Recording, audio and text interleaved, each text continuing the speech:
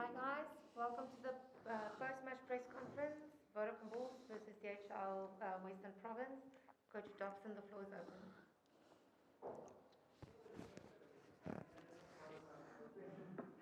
Hi, Dobbo.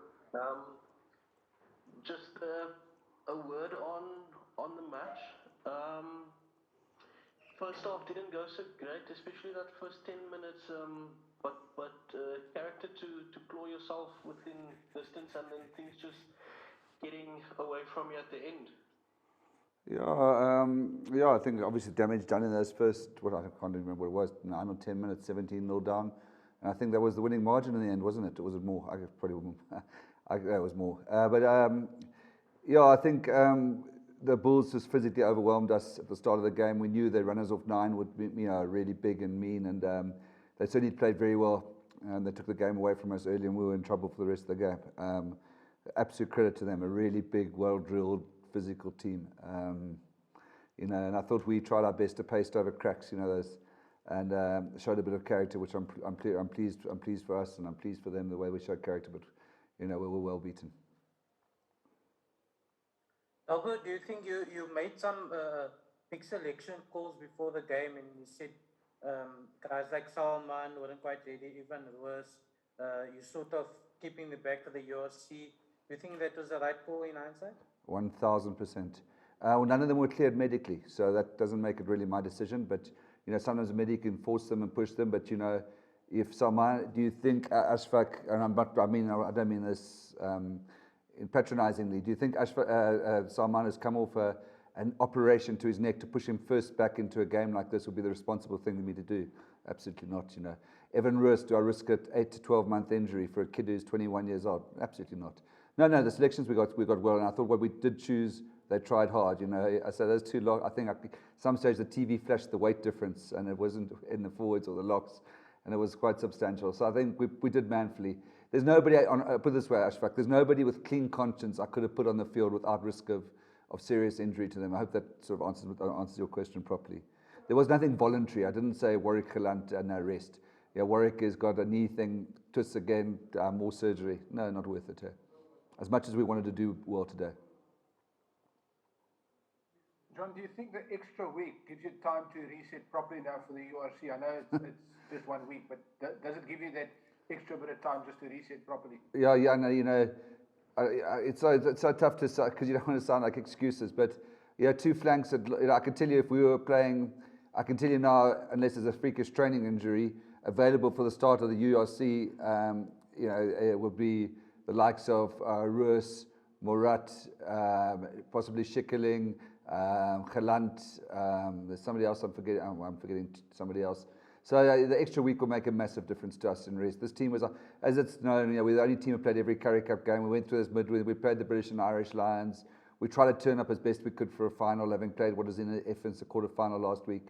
And we came up short with a brilliant Bulls performance in those first 15 minutes. So I think that the week would help us. I would worry about our squad depth had we, which we didn't deserve to be, got into a final and then had a week off and then had to travel the following Saturday or Sunday to Italy. So this would actually be good for us. It's a dark cloud, but there's a silver lining.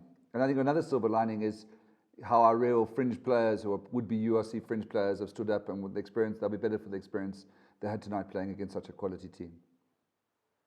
John, can you enlighten us about a few of your acquisitions yet? No. Make those announcements soon, eh? No, in the next week, I'm not being coy. It's just that there is a little bit of paperwork to be done, and I'd rather just make sure the ink's dry because there've been a few reports of signings the last while which haven't come off. So I'd rather get it done and then say it and then announce it. John, much better second half. Edward van der Merwe's, the third time he went over the try line. The try was disallowed. That would have made it 26-38. Do you feel if that try had been allowed, maybe you could have found a way back to the game? You had a bit of a foothold? I think it was likely. I think the damage was done early and the Bulls had enough in the tank. I felt that, but it was frustrating because, I think we really struggled with some of the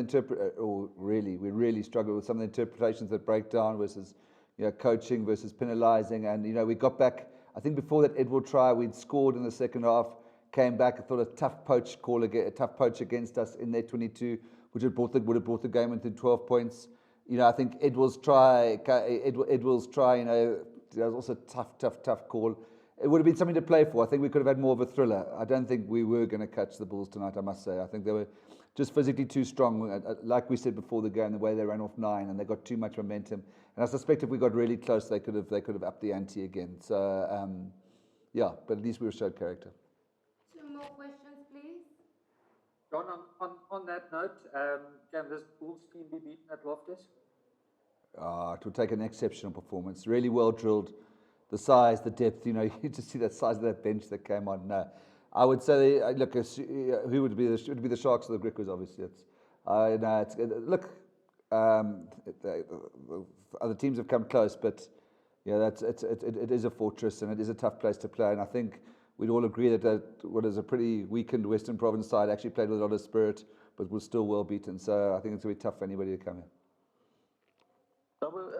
Just on the way forward, what have you learned from this Curry Cup, especially in terms of where to pick which players?